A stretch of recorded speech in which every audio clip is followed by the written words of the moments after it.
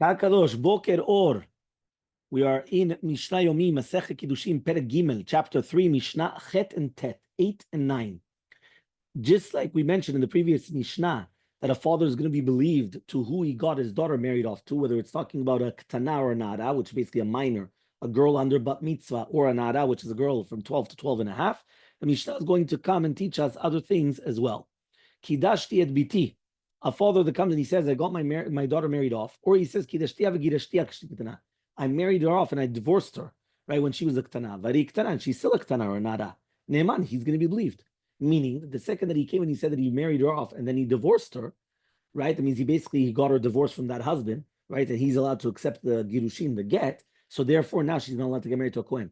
Meaning the father's believed on the daughter. So now she can't get married to a Kohen. Why? She's a divorced woman. So it says, Kidashtia v'gerashtia k'shi ktana, right? What happens if he says, I got her married and I got her divorced when she was a ktana, varei gdola, but now she's a gdola. So the previous case was, she's still a ktana, she's a nara. Here, she's a gdola. Now is eno ne'eman. Now he's not believed. Why? Because the Torah does not give the father the jurisdiction of the daughter until a certain age, until nara. Meaning after nara, once she becomes a boget at 12 and a half, he loses the status quo of the daughter. It's like here in America, after the age of 18. Until the age of 18, it's under the father's consent. After 18, she's on her own. So therefore, after 18, he cannot come and force something on the daughter. He's not even believed because she could do whatever she wants. Right? She's above the age of consent. She could do whatever she wants. So the same thing here. Basically, once she becomes a 12 and a half, we'll get it. That's it. The father's not believed anymore. Nishbet ufeditia. What happens if the father says she was captured by the goyim? The goyim took her in captivity, right? And I went and I redeemed her. So ben ktana ben gdola doesn't know whether it's ktana gdola. Eno ne'eman, she's not believed. Why is he not going to be believed? Because remember, the second she becomes a captive, we suspect that she was violated. Meaning they went, and if they violate her, that's it. She can never go be with a Kohen anymore. That's it. That's it. Right? Any captive, any woman that's captivity, no Kohen. So he comes and he says, right? He comes and he says this. He says, right? Why? He says, Davka and the dinim which are to do with Nisuim is the father believed, but not on anything else. Meaning here, to do with captivity has nothing to do with the father. So therefore, to do with Kiddushin, yes, they're going to be believed. Right? But other than that, no. Okay? Fine. Now he comes the next case. Okay? The next case is as follows. He says, Nishamar bishat mitato. If somebody comes and he says during the time of death, Yeshli banim, he has children. Ne'eman, he's going to be believed. Now, why is he believed? It's believed that now the wife does not have to do yibum uchalitza. So imagine, we don't know that the guy had children. All of a sudden, the guy comes, he's on his deathbed, and we say, oh, if he's going to die, the wife has to do yibum or chalitza. He comes and says, I have children. He's believed. Ne'eman, yesh li achim. If he comes and he says, right, I have brothers, and therefore, by saying that he has brothers, the wife can't get married to somebody else, right? Meaning that we thought he was an only child. He's on the deathbed. He doesn't have children. The wife, right? If there's no yibum, all of a sudden he comes and he says he has brothers. So eno ne'eman, he's not going to be believed, right? And therefore she could go and she could get married to somebody else, even without yibum and chalitza. Here he's not believed.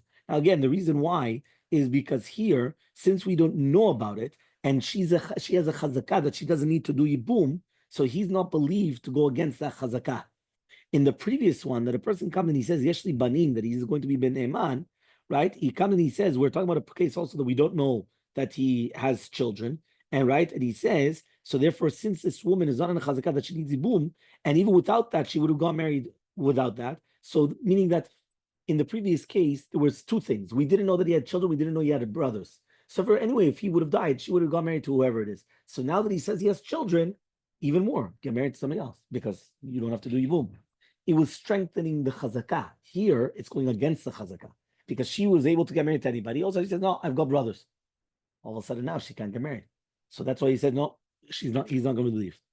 Okay? The last halacha over here, in Mishnah Chet, stam. If a person comes and he's going to be accepting Kiddushin from a person for one of his daughters and he didn't explain, the bogrot are not part of the safek. Why? Because a boget, he can't get married, a boget, to anybody. You know this, he comes and he says, I married off one of my daughters. One of my daughters married to you. Now, 1 second. He's got 5 daughters. One of them is 18, one of them is 15, but then another one is 12 and 2 months. And then another one is 10, another one is 8. So when he comes, so the ones which are bogrot, which are above the 12 and a half, they're not part of the doubt. Why? Because anyway, he can't get them married off. So no matter what, nothing's going to happen. Okay? The last Mishnah, Mishnah Tet, Mi sheyesh lo shte kitei banot. Right? What does that mean? What happens if a person has two groups of daughters? Mishte nashim, from two different wives. Ve'amar, and he says, Kidashte biti agdola. I got my older daughter married off. Now, 1 second. Older from which wife? There are two wives. From which one? Did he mean the older of the oldest? Meaning the older from the first one, or older of the second one? Which one?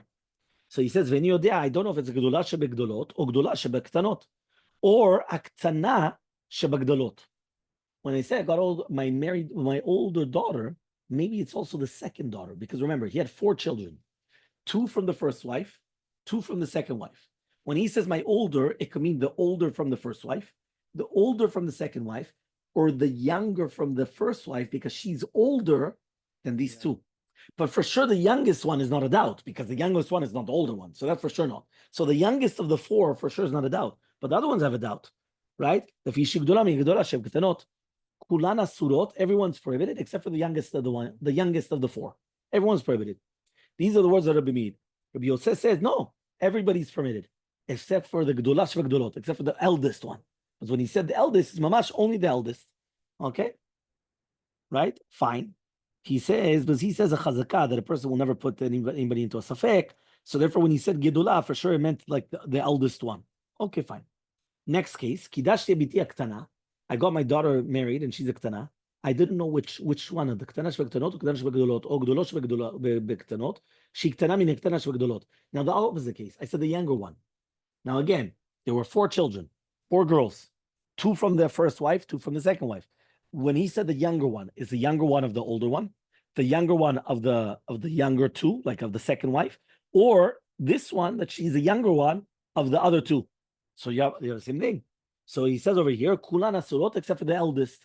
The eldest is permitted, all the rest is shitat Rabbi Meir. Again, the exact same shita, the same opinion, but it's vice versa. You flip it, because in this case, Rabbi Yosef says, no, everybody's permitted except for the youngest. Because when a person says the youngest, it meant 100% the youngest. And with that, we finish.